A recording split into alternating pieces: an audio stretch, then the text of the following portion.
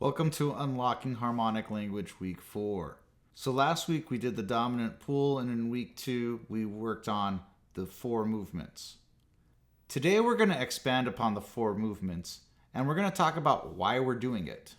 All through my life, I noticed musicians who just get it. They sit at the instrument and they just make music. And it seemed to me that they were speaking a language that I was struggling to follow. What Unlocking Harmonic Language does is it allows the layman, the person who's not naturally talented at the instrument at all, to participate. And in my years of experience as a teacher, a performer, and studio musician, I noticed the people that get it speak this language fluently. So this is going to give you a chance to participate in speaking that language with other musicians. You can use this in your soloing, you can use this in your songwriting. Ear training is a big part of things, and I look at this as a way through to get directly to the music without being inundated with scales and finger exercises. We're going right to the music here. So let's do an overview. Here's our triad table. And in recent weeks, we've done the key of C major to F. So movement 1 was C to F. Movement 2 was C minor to F minor. Movement 3 was C major to F minor. Movement 4 was C minor to F major. Now we're going to move on to the next row. We're going to go from F to B flat using these 4 movements. Now we want to be more descriptive with what we're doing. So F major to B flat major is a 1 to 4 in the key of F. It could be a 5 to 1 in the key of B flat as well, but we'll save that one for later. Movement 2 is F minor to B flat minor. And that's going to be a 1 to 4 in the key of F minor. Movement 3 is F major to B flat minor. That's a 5-1 in the key of B flat minor. Movement 4 is a 2-5 in the key of E flat. That's F minor to B flat major. In the documents provided, we're going to apply key signatures from now on. We're going to take on a new key every single week, and that's the program. We have 4 movements plus movement 1A and movement 3A. And there's some more. We're going to combine movements at the end of the lesson. Let's get right into it. Okay, movement 1, that's F major to B flat major. By the way, I like how these sound on the lower range.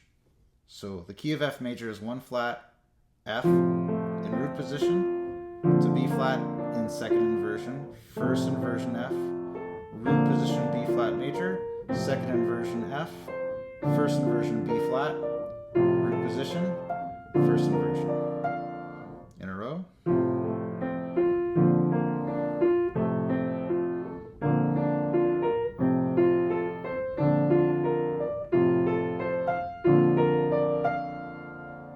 Movement 2 is a 1 to 4 in F minor. F minor has 4 flats.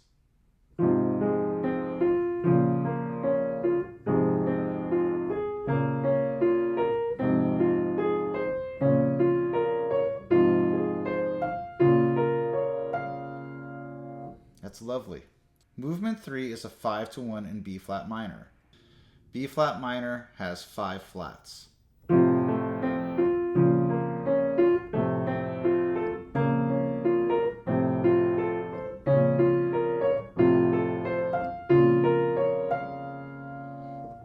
Movement 4 is F minor to B flat major. That's a 2-5 in the key of E flat. If E flats are tonic, your second chord is F, and your 5th chord is B flat. We're going to have a lot of fun with this one.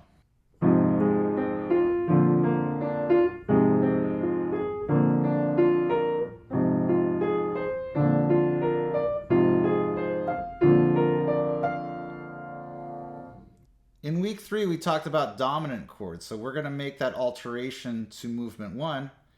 If we make it an F7 to B flat, that is clearly a 5-7 to 1 in the key of B flat major.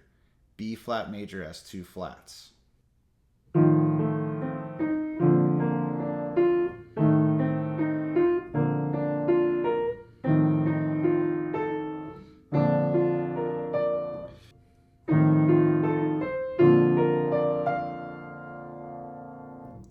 Movement 3A is a 5-7-1 in B flat minor. Once again, B flat minor has 5 flats.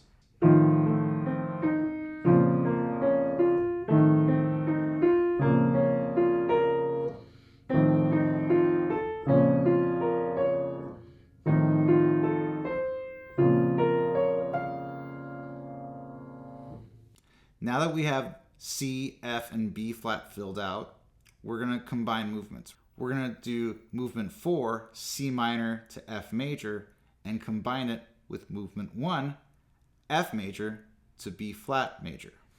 If you're savvy, you'll know that's a 2-5-1 in the key of B flat. The left hand will just be playing roots. C, F, and B flat. C minor, F major, B flat major. Sounds very cool.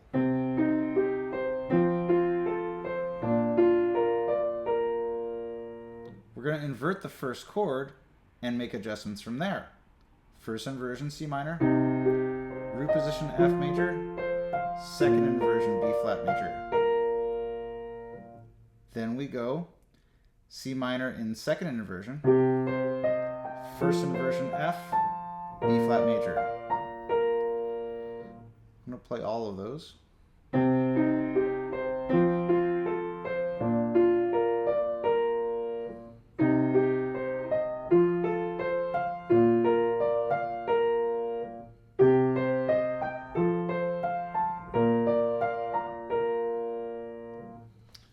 Let's try these with 3-note block chords in the right hand.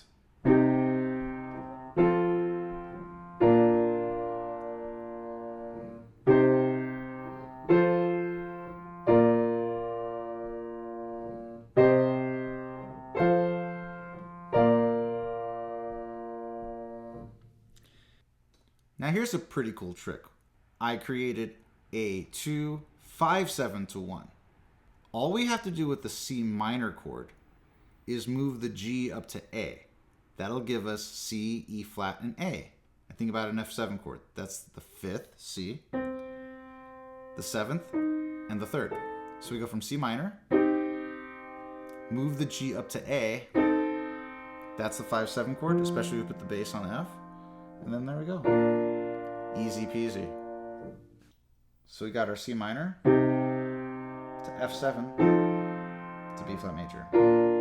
Very smooth transition. Move the G up to A. Here we go. Move the G up to A.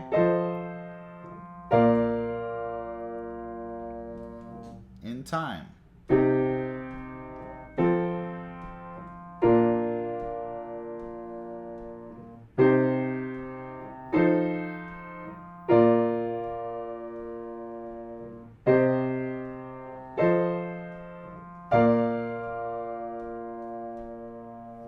We're going to move these patterns to a different key every week. And when I say different key, as you can tell, it's several keys, several movements. Think of this as a hack, sort of a shortcut through scales. Notice that those key signatures were kind of wild. 4 flats, 5 flats. You may not know those scales or keys, but that doesn't mean you're denied access to playing the tunes in those keys. I really hope you enjoy the lesson, and I'll see you next week.